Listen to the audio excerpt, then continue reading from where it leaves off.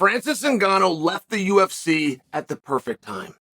Now, none of these things can be done. You'll even look at the greats, and I've shared with you guys before, if you ever read a business book and you're reading about this guy, rags to riches story, had nothing, borrowed some money, was sleeping on a couch, and all of a sudden he's got this empire. You will be reading from a liar. They will all be the same, that will have an overarching, I knew.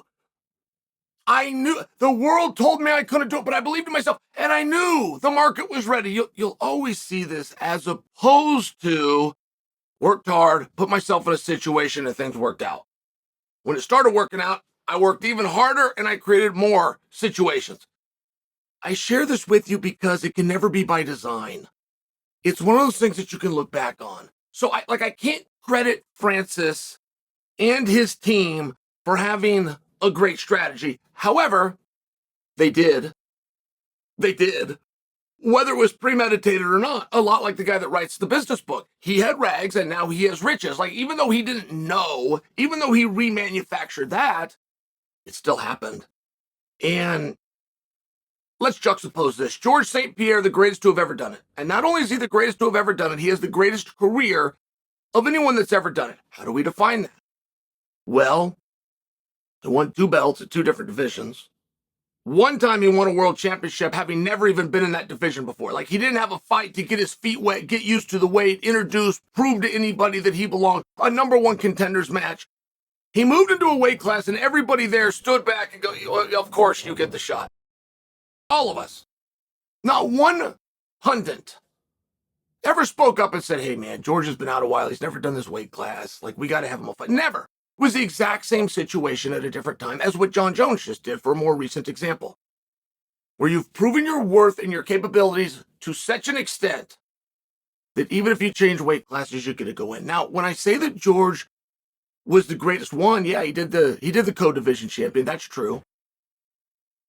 He had box office records. That's true. But he cleaned out a division. And he went back and he started to clean it out a second time. And he also, purely coincidentally, had 3 different generations in George's career. Beating all the guys of today, that would be a category of that day. Well, Sean Shirk would go into, just by example. But then beating the guys of yesterday, that would be the category that George defeating Matt Hughes would go into. But then George beating the next crop. I'm sorry, guys. I'm getting a call here from Lloyd. Lloyd Pearson is calling me, Tony Ferguson's manager. I'm trying to set up a filming. I'm half inclined to grab this. Lloyd, I'll have to call you back. One thing that he did when he beat, I'm back on George St. Pierre, when he beat Johnny Hendricks, and then Johnny being able to come back, grab the vacated title, and have his run, is that represented 3 different eras. So when George left, there is not a question of who the greatest was. I mean, I can tell you when we go to social events and you've got other fighters, you're in the locker room, you got a bunch of alpha males, you got everybody screaming that they're the best. When George comes in, we now have our best. I'm just sharing with you, this is how he is viewed and received.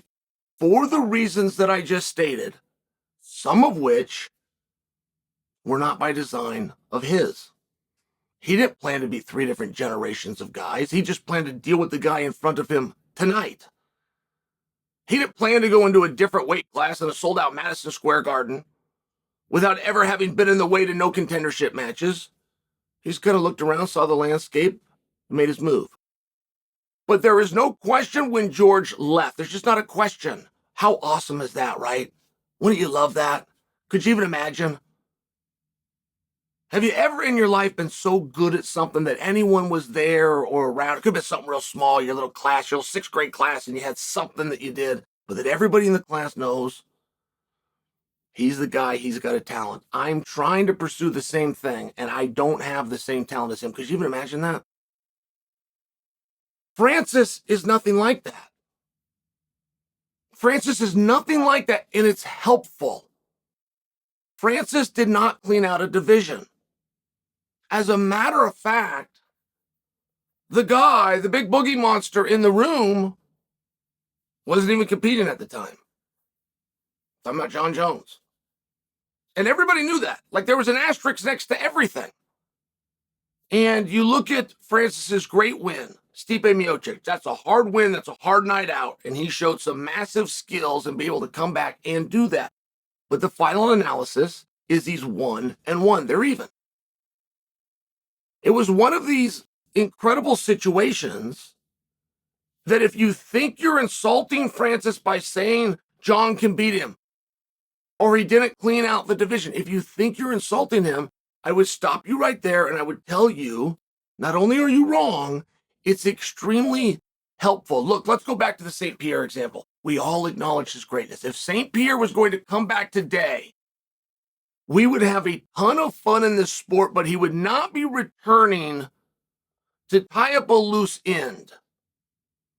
It would be a story you'd have to start from scratch. And promoters with a team of creative control would not come up with anything better other than the greatest to have ever done it is back to test himself with this era. That's as good as you could make the story. That's as good as the most creative guy could make the story. There was no loose ends. Francis left at the perfect time. He has speculation, he has debate. I'm not here right now as the biggest voice in the sport making this piece had it not had the element of when Francis left and what could have been. Francis learned things from that first Stipe fight, for sure. He spoke about them. But then he changed his training regimen. He brought in guys like Clayton Jack. He spent a lot of time with Vinny Magalhães to learn the ground game, to learn to protect himself, to learn to stay off the ground, to learn to get up off the bottom. He put that time in. And I just share with you that Stipe was then about to wear that same role. Stipe, who had a genuine fear of Francis the first time, lost that fear after he dominated for 25 minutes, did not bring that into the second fight, took for granted that size matters, took for granted that he had a grappling edge at that time that Francis was working to close the gap on. But Stipe then did learn, and he changed his body. And he went and put on, and I talk right to his nutritionalist, Mrs. Stipe. They put on 20 pounds of muscle, fully believing that they were going to come into Francis.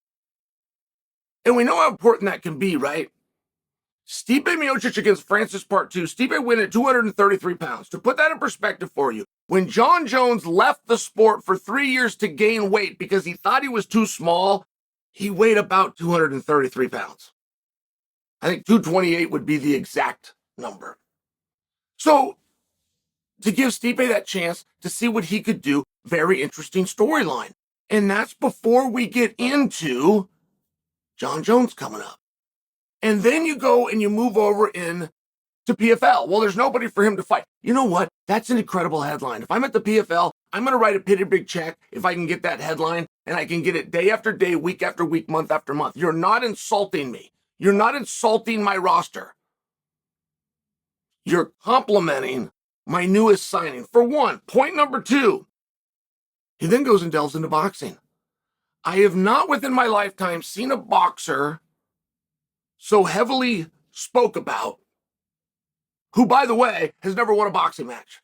Like, that's one part of the story that everybody forgets. When you're talking about the mystique that is Francis Ngannou, when you're talking about that, it's very hard to keep reality. It's very hard. I mean, we have the WBO president saying, I'm going to put him in the top 10. The problem with that, first off, he didn't do it. But secondly, the problem is you're going to have to pull somebody out of the top 10. And every single one of those guys in the top 10 have had about 100 fights. And yes, I'm including amateur. But of those 100 fights, including amateur, they have an over 93% winning average. You're going to move one of them out to put a guy in who's never won. I mean, he couldn't get a ranking before. If I want you to really think about this, Francis could not get a ranking before he boxed. That makes perfect sense. We would never think that he could. He then did box and he lost. So his record's now worse. He couldn't get a ranking at 0-0. He's now 0-1. And not only is the president saying they're going to rank him, we're all waiting for it. Like, yeah, the question isn't top 10. The question is where in the top 10. And I happen to think it should be number 1. It's an interesting spot, though. And Francis leaving when he did, that is not going to be history looking back and saying, well, he didn't do this and he didn't do that and Jon Jones was out. It's not going to be any of those things. That's not how it works. That's a very short-term approach. And I know people feel that in the short term. The real greats, if they were to come back, would have something great to come back to. George doesn't have that. You would have to create, well, what about Khabib or what about Kamaru Usman? Everyone will listen. You'll do some really good business. I'm just sharing. George left no loose ends. He gets the ultimate pat on the back, and he gets elevated to the ultimate pedestal that nobody else has been put at. But he loses the headline. He loses the narrative. When you're talking about legacy, so many people, and to use that word, I got to tell you, it's a little bit weird. I never really liked it myself when I would go to the football games on Friday night. I'm talking about in high school, and then see guys that had previously graduated return to watch those games and have their Letterman's jackets on. I think that legacy is a little bit of a strange thing, but defining legacy is something that very seldomly is even attempted within our sport. We throw the term out. We throw the term GOAT out. We throw the word promotion out. But if we bring you down one notch and just go, how are you defining that? It's a very, very difficult thing to do. And one thing about legacy is that you were spoke about. Now, they could speak about you challenging what you did. They could speak about you praising what you did. The praise is very nice, but those articles are very few. Controversy creates cash. Francis leaving did a great job, goes on top, and leaves the audience wanting more. That's the ultimate recipe. It's the ultimate formula. And even if it wasn't strategic and on purpose, it's what Francis did. He left at the right time.